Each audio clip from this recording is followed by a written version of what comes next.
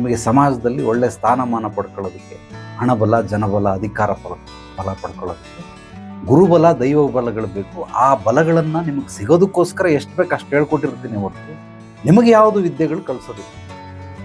ಆ ರೇಖೆ ಕಲಿತಾವನೆ, ಅದರಿಂದ ಪ್ರಯೋಜನ ಇಲ್ಲ. ಬ್ರಹ್ಮಕುಮಾರಿಗೆ ಹೋಗ್ತಾವನೆ, ಅದರಿಂದ ಪ್ರಯೋಜನ ಇಲ್ಲ. ಅವ್ನು ಮಾಡ್ತಾರ ಕೆಲಸ ಏನು? Real estate. ಒಂದು ಉದಾಹರಣೆ, ಯಾರೋ ಒಬ್ಬ 30-35 ವರ್ಷ ವಯಸ್ಸು, ಗುರುಜಿ ನನಗೆ ಕುಂಡಲಿನಿ ಯೋಗ ಜಾಗೃತ ಮಾಡಿಸಿ. ಅವ್ನು ಬಂದಿದ್ದೇನಕ್ಕೆ ನನ್ನ ಹತ್ರ? ಸುಮಾರು 2 ವರ್ಷ ಆಯಿತು. 2 ವರ್ಷದಿಂದ ಬಿಸ್ನೆಸ್, ಅದೇನೋ ಈ ಮಿಷಿನ್ ಮೋಲ್ಡ್ ಎಲ್ಲ ಮಾಡ್ತಾರೆ, ಕಬ್ಬಣಗಳನ್ನೆಲ್ಲ ಬಗ್ಸಿ ಏನೇನೋ ಮಾಡ್ಕೊಳ್ತಾರೆ, ಡೈ ಮೇಕಿಂಗ್ ಏನೋ ಮಾಡ್ತಾನೆ. ನಾನೇ ಅವ್ರ ಕಂಪ್ನಿಗೆ ಹೆಸರಿಟ್ಕೊಟ್ಟಿದ್ದು. ಇಬ್ಬರು ಪಾರ್ಟ್ನರ್ಶಿಪ್ಪಲ್ಲಿ ಮಾಡ್ತಾರೆ. ನನಗೆ ಕುಂಡಲಿನಿ ಯೋಗ ಹೇಳ್ಕೊಡಿ ಗುರುಜಿ.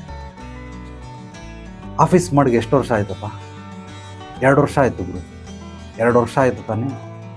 ಈಗ ನೀನು ಅದರಲ್ಲಿ ಖರ್ಚು ವೆಚ್ಚಗಳನ್ನೆಲ್ಲ ಕಳೆದು ನನ್ನ ಹತ್ರ ಬ್ಯಾಂಕಲ್ಲಿ 1 ಕೋಟಿ ರೂಪಾಯಿ ಇದೆ ಅಂತ, 1 ಕೋಟಿ ರೂಪಾಯಿ ದುಡ್ಡಿಡೋಕ್ಕೆ ಎಷ್ಟು ವರ್ಷ ಬೇಕಾ? ಇನ್ನೊಂದು 8 ವರ್ಷ ಗುರುಜಿ ಮಾಡಿಬಿಡ್ತೀನಿ.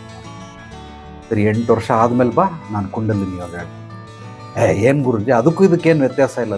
ವ್ಯತ್ಯಾಸ ನಿನಗಿಲ್ಲ, ನನ್ನ ಅನುಭವದಲ್ಲಿ ಅಜಗಜಾಂತರ ವ್ಯತ್ಯಾಸ. ನಿನಗೇನಾದರೂ ನಾನು ಕುಂಡಲಿನಿ ಯೋಗನ ಹಿಂಗೆ ಸುಮ್ಮನೆ ಬರೀ ತಿಳಿಸ್ಬಿಟ್ರೆ, ಕಲಿಸ್ಕೊಟ್ಟಿಲ್ಲ, ಇನ್ನೂ ತಿಳಿಸ್ಬಿಟ್ರೆ ಸಾಕು, ಆ ಬಿಸ್ನೆಸ್ ಎಲ್ಲ ಬಿಟ್ಬಿಟ್ಟು, ಹೆಂಡತಿ ಮಕ್ಕಳನ್ನು ಬಿಟ್ಬಿಟ್ಟು ಕುತ್ಕೊಂಡ್ಬಿಟ್ಟು ಎಲ್ಲೋ ನದಿಲೋ ಸಮುದ್ರದಲ್ಲೋ ಯಾವುದೋ ಬೆಟ್ಟದ ಮೇಲೆ ಹೋಗಿ ಕುತ್ಕೊಂಡು ಧ್ಯಾನ ಮಾಡ್ತಾರೆ. ನಿನಗೆ ಬಿಸ್ನೆಸ್ ಮೇಲೆ ಆಸಕ್ತಿ ಬರಲ್ಲ. ಅಲ್ಲರ್ಧ ಇದು ಸಿಗಲ್ಲ, ಅದು ಸಿಗಲ್ಲ, ಹಂಗೆ ಅಂತರ್ಪಿಚಾಚಿ ಆಗ್ಬಿಡ್ತೀಯ. ಮುಚ್ಕೊಂಡು ಹೋಗು, ನಿಜವಾಗ್ಲೂ ಕಲಿಸ್ಕೊಡ್ತೀನಿ. ನಿನಗೆ 60 ವರ್ಷ ಆದಾಗ ಬಾ, ಅಲ್ಲಿವರೆಗೂ ಬರಬೇಡ, ಹೋಗು.